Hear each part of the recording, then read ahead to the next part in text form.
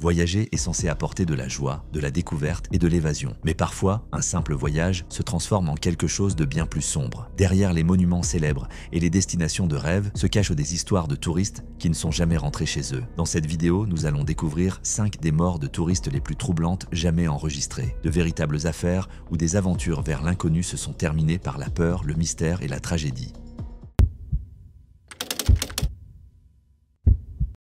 Nous sommes le 24 janvier 2016, à Grenade, une petite île des Caraïbes réputée pour ses plages paisibles. Pour Jessica Kulker, 39 ans, et son mari Brian Mollo, 62 ans, ce voyage devait marquer le début de vacances de rêve. Ils étaient arrivés la veille seulement et logés dans une petite maison d'hôtes tranquille près d'une plage de la paroisse de Saint-David. Mais moins de 24 heures après leur arrivée, tout a basculé dans le drame. Jessica venait d'Atlanta, en Géorgie. Elle travaillait comme assistante médicale spécialisée en anesthésiologie à l'hôpital pour enfants Children's Healthcare of Atlanta. Ses collègues la décrivaient comme dévouée, intelligente et bienveillante, notamment lorsqu'elle accompagnait les enfants lors d'opérations difficiles. Elle aimait voyager, danser et créer des liens forts avec les autres. En 2014, lors d'un atelier de danse au Costa Rica, elle avait rencontré Brian. Le courant était passé immédiatement et le couple s'était marié en novembre de la même année. Leur escapade dans les Caraïbes devait être paisible. Mais ce dimanche matin-là, alors qu'ils se promenaient sur une plage en croissant, déserte et silencieuse, ils croisèrent un homme nommé David Benjamin. Selon des témoins, Benjamin était souvent aperçu sur cette plage. Âgé de 27 ans, il venait d'un petit village appelé Coles Gap, situé à l'ouest de Grenade. Son passé était lourd. En 2009, il avait été condamné pour vol et cambriolage. En 2013, pour une agression violente sur un mineur. Il avait purgé sa peine et venait tout juste de sortir de prison en novembre 2015, soit 2 mois seulement avant sa rencontre fatale avec Jessica. Aux alentours de midi,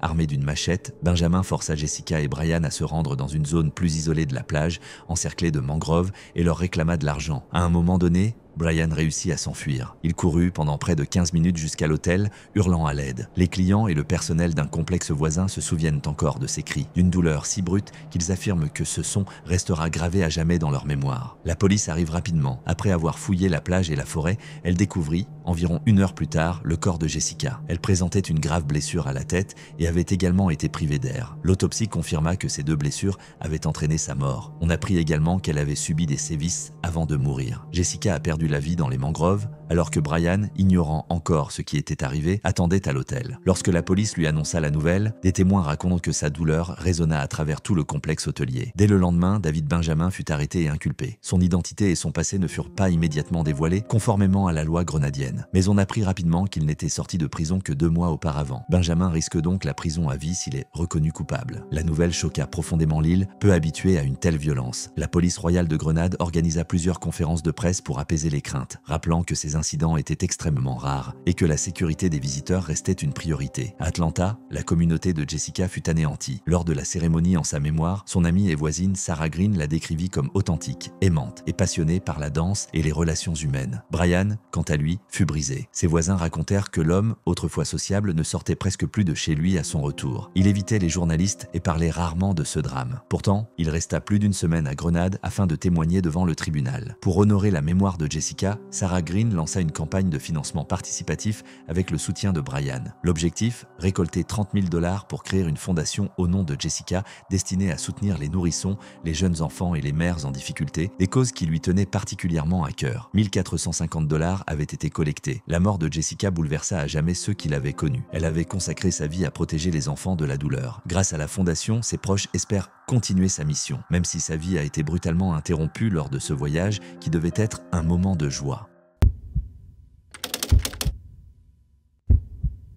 Nous sommes le 8 janvier 2022 au lac Furnas, dans la ville de Capitolio, située dans l'état de Minas Gerais au Brésil. Le lac fut créé à la fin des années 1950 par la construction du barrage de Furnas et est rapidement devenu célèbre pour ses hautes parois rocheuses atteignant parfois plus de 20 mètres. Les touristes venaient nombreux y faire des balades en hors-bord, passant devant des cascades et longeant les falaises. Ce jour-là, le site était bondé de visiteurs. Depuis plusieurs jours, de fortes pluies avaient inondé la région. Les services de protection civile avaient déjà alerté la population sur le risque d'inondation et d'éboulement. Vers 12h30, tout a basculé. Un immense pan de falaise, haut de plus de 20 mètres, s'est détaché d'un canyon. Il s'est abattu dans l'eau et sur les bateaux en contrebas. Certains passagers avaient entendu des craquements et vu des pierres tomber juste avant l'effondrement. Quelques personnes avaient tenté de prévenir les autres, mais il était trop tard. 4 bateaux se trouvaient dans la zone immédiate. L'un d'eux, appelé Jésus, était directement sous la falaise qui s'écroulait. Il reçut le choc de plein fouet. La violence de l'impact provoqua d'énormes vagues qui renversèrent les bateaux voisins et projetèrent les passagers dans l'eau. La panique s'empara des lieux. Les gens criaient, sautaient pour échapper aux débris. Des hélicoptères survolèrent la zone, tandis que des plongeurs fouillaient le lac. Plus de 40 pompiers, policiers et militaires participèrent aux opérations. Mais le drame était déjà consommé. 10 personnes avaient perdu la vie, 9 adultes et un adolescent âgé de 14 à 68 ans. La plupart se trouvaient sur le bateau directement frappé. Plus de 30 personnes furent blessées, certaines souffrant de fractures et de graves traumatismes au visage. La communauté locale fut bouleversée. Le gouverneur Romeu-Zema exprima sa compassion envers les familles et promit un soutien gouvernemental. La marine brésilienne ouvrit une enquête pour déterminer les causes de l'accident. Les experts révélèrent rapidement que la paroi rocheuse était instable depuis des années. Dès 2012, l'expert nautique Flavio Fregas avait photographié le canyon,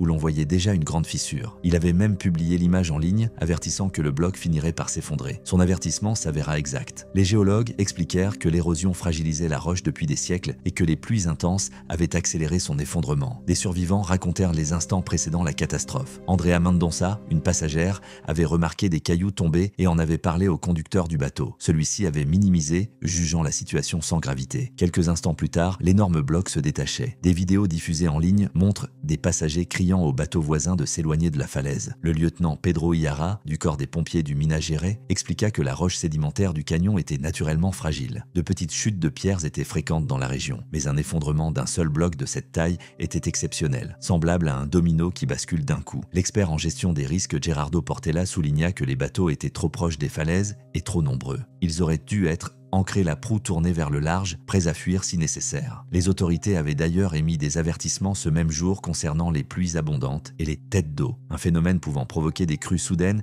et des éboulements près des cascades. Malgré cela, les excursions en bateau avaient continué à longer les parois. Le travail de récupération fut difficile. Les 10 victimes furent toutes retrouvées, bien que leur identification ait été compliquée par la violence de l'impact. Parmi elles se trouvait Julio Borges, âgé de 68 ans. Les familles attendaient anxieusement dans les centres médico-légaux. Pendant ce temps, 23 blessés légers furent soignés et rapidement relâchés, tandis que 9 blessés graves restèrent hospitalisés. Les enquêteurs conclurent que la catastrophe résultait à la fois de facteurs naturels et humains, une paroi instable fragilisée par les pluies, mais aussi l'absence de règles de sécurité permettant aux bateaux de s'approcher trop près des falaises. Les géologues recommandèrent que les embarcations restent à au moins 1 kilomètre de distance, surtout après de fortes pluies. Aujourd'hui encore, le lac Furnas reste une destination prisée. Mais l'effondrement du 8 janvier 2022 a rappelé comment la nature et les choix humains peuvent s'allier de façon mortelle. Des vies perdues, des blessés et une communauté à jamais marquée.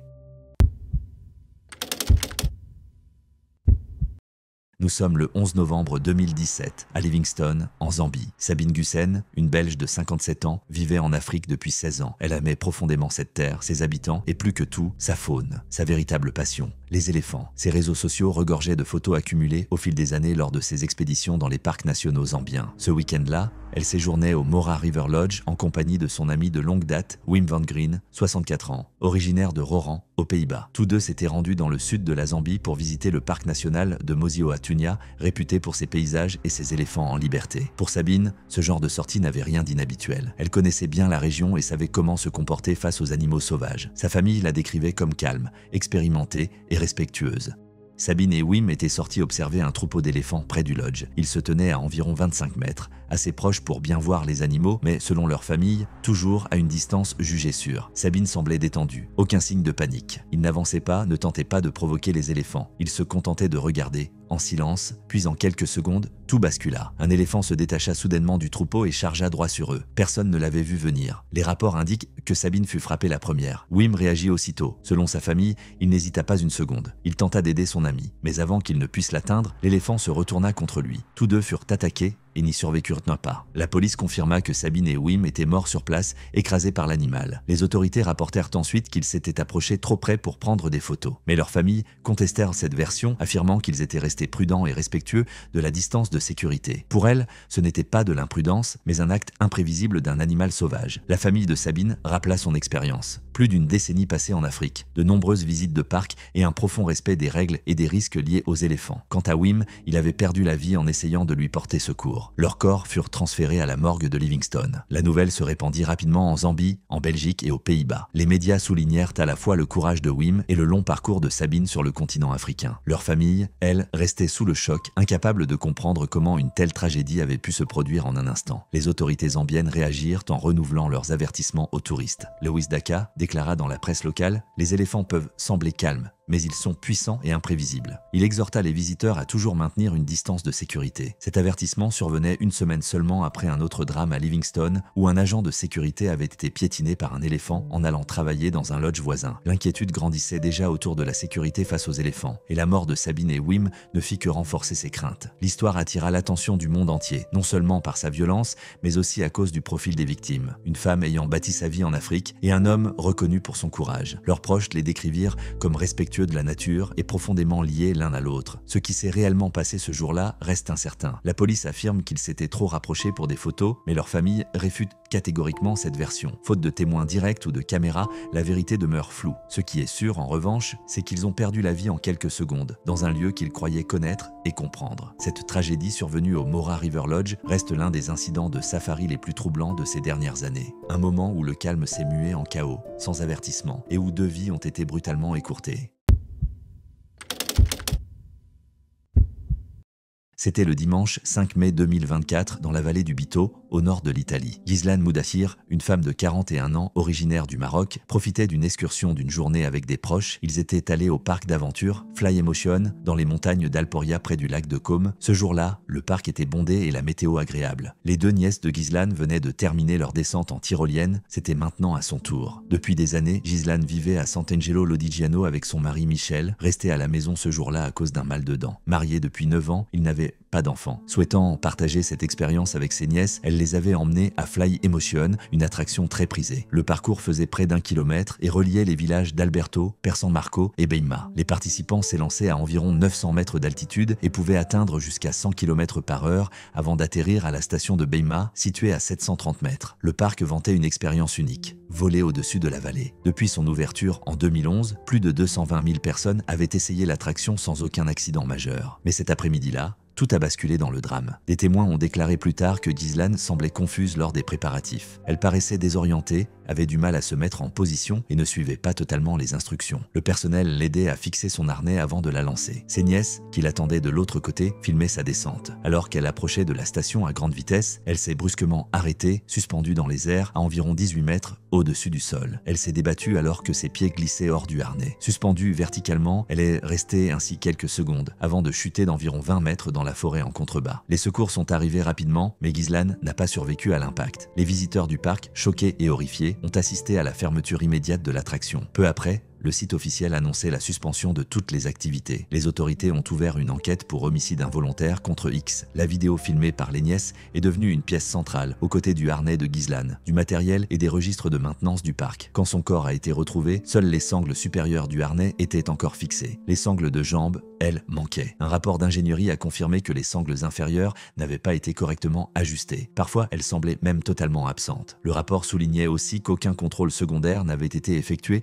et que le personnel avait ignoré certaines procédures de sécurité. Les autorités ont mis en évidence de graves manquements dans la gestion de Fly Emotion. 4 personnes ont été mises en cause. Le propriétaire du parc, Matteo Sanguinetti, 2 employés qui préparaient les participants et un autre membre du personnel ayant autorisé le départ de Ghizlane. La famille de Ghizlane a engagé un avocat affirmant qu'elle n'avait pas été correctement attachée. 9 mois plus tard, ils ont partagé sa dernière photo. Un selfie souriant pris dans la vallée avant l'attraction. Son mari, Michel, était anéanti. Dès qu'il a appris la nouvelle, il s'est précipité au parc. Dans un témoignage aux médias locaux, il a dit qu'il pensait d'abord qu'elle était simplement blessée avant de comprendre qu'elle était décédée. Il a ajouté qu'il aurait dû être là avec elle. Depuis, Fly Emotion est resté fermé. Les procureurs ont bloqué toute tentative de réouverture par les maires locaux, exigeant que les problèmes de sécurité soient résolus d'abord. Les enquêteurs insistent sur la nécessité d'une responsabilité claire. Le procureur Stefano Lator a confirmé un examen complet, rappelant que les sangles de sécurité doivent retenir à la fois le haut et le bas du corps. Or, dans ce cas, seul le haut avait tenu. La police a évoqué l'hypothèse que Ghizlane ait pu faire une crise de panique ou un malaise lorsqu'elle est restée bloquée en l'air, mais rien ne l'atteste. En ligne, les réactions ont été partagées. Certains anciens visiteurs disaient être bouleversés par la nouvelle. d'autres défendaient le bon historique de sécurité de l'attraction. Néanmoins, beaucoup s'accordaient à dire qu'une chute mortelle restait inacceptable. L'affaire a été comparée à un accident survenu au Brésil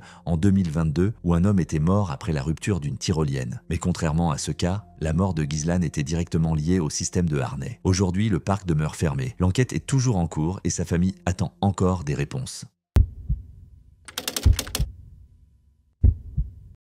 Nous sommes le 14 août 2013. À Makena, Maui, Hawaï. Jana Luterup, une jeune Allemande de 20 ans, touchée à la fin d'un voyage d'1 an. Elle avait passé l'année écoulée à Issaquah, dans l'État de Washington, où elle travaillait comme jeune fille au pair auprès d'une famille avec 3 petits garçons, des jumeaux de 4 ans et leur frère de 5 ans. Son contrat s'était achevé le 12 août et avant de rentrer en Allemagne le 11 septembre, elle s'était offert 3 semaines de vacances à Hawaï. 2 jours plus tard, Jana faisait du snorkeling au large de la plage de Palauea, à une centaine de mètres du rivage. Ce jour-là, les conditions étaient mauvaises, la mer agitée et l'eau trouble réduisaient fortement la visibilité. Elle flottait en surface quand soudain, une ombre surgit de l'eau. Un requin l'attaqua et lui arracha complètement le bras droit. Le membre ne fut jamais retrouvé. Des témoins sur la plage entendirent pas ses cris. Parmi eux, Rick Moore, un professeur de 57 ans venu de Californie, et son ami Nicolas Grisafi, 61 ans. Moore se souviendra avoir vu dans l'écume le sang se répandre tout autour d'elle. Il distingua Jana allongée sur le dos, gravement blessée mais encore vivante. Sans réfléchir, il se jeta à l'eau. Le courant était puissant et la mer rouge de sang. Conscient que le requin pouvait rôder, il pria à voix haute en nageant vers elle. Quand il l'atteignit, Jana, à peine consciente, passa faiblement un bras autour de son cou. Moore entreprit de la ramener vers la plage, la maintenant contre sa poitrine. Elle sombrait par moments dans l'inconscience, murmurant à un instant qu'elle pensait mourir. Arrivé au rivage, Grisafi prit le relais et serra Jana contre lui. Plus tard, il expliqua que, bien qu'il portait un lycra blanc, presque aucune trace de sang n'y était visible tant elle avait déjà perdu de sang. Avec l'aide de passants, ils installèrent la jeune femme sur un kayak et la transportèrent jusqu'à la route. Moore pratiqua la réanimation cardio-pulmonaire, tandis qu'un policier improvisa un garrot. Une ambulance l'emmena d'urgence au Maui Memorial Medical Center où elle fut placée sous assistance vitale. Beaucoup saluèrent le courage de Moore qui avait risqué sa propre vie pour la sauver. Dans les jours suivants, lui et Grisafi vinrent lui rendre visite à l'hôpital. Les médecins décrivaient son état comme extrêmement critique. Sa famille, venue d'Allemagne, resta à son chevet, mais les blessures étaient trop lourdes. Le 21 août, soit 7 jours après l'attaque, Jana s'éteignit. Sa mère, Utrup, et sa sœur, Julia Bruski, déclarèrent qu'elle s'était battue de toutes ses forces pour survivre, mais qu'elle avait fini par perdre ce combat. Elles la décrivirent comme une jeune femme belle et forte, toujours rayonnante de rire. L'espèce du requin ne fut jamais confirmée, mais les eaux de Maui sont connues pour abriter des requins tigres, souvent impliqués dans de graves attaques. Les autorités rappelèrent que ces accidents restaient rares à Hawaï, en moyenne 3 à 4 par an. Pourtant, en 2013, leur nombre augmentait. L'attaque contre Jana était déjà la 7e de l'année et la 4e rien qu'à Maui. Les plages avoisinantes furent immédiatement fermées après le drame, mais rouvertes dès le lendemain, faute de nouveaux signalements. Dans la ville natale de Jana, Hazerburg, en Allemagne, la communauté fut bouleversée. Elle faisait partie d'un groupe de danse local et tenait un blog relatant son année aux États-Unis où elle partageait son enthousiasme à l'idée de découvrir Hawaï avant de rentrer chez elle. Mais ce retour, elle ne le fit jamais. L'agence Cultural Care au Pair, avec laquelle elle travaillait, annonça son décès entouré de ses proches et lança un appel aux dons pour la fondation de l'hôpital de Maui en sa mémoire. Sa famille exprima sa gratitude envers les habitants de Maui et le personnel médical qui avait tenté de la sauver. Pour Moore et Grisafi, le souvenir de ce jour ne s'est jamais effacé. Grisafi déclara que la vue du bras ne l'avait pas choqué. À leur âge, ils avaient déjà tout vu, mais que le cri de Jana, lui, resterait gravé à jamais. Jana n'avait que 20 ans. Elle s'apprêtait à tourner une nouvelle page de sa vie. Mais en un instant, tout a basculé. Et malgré les efforts d'inconnus, de médecins et de sa famille, elle n'a pas survécu.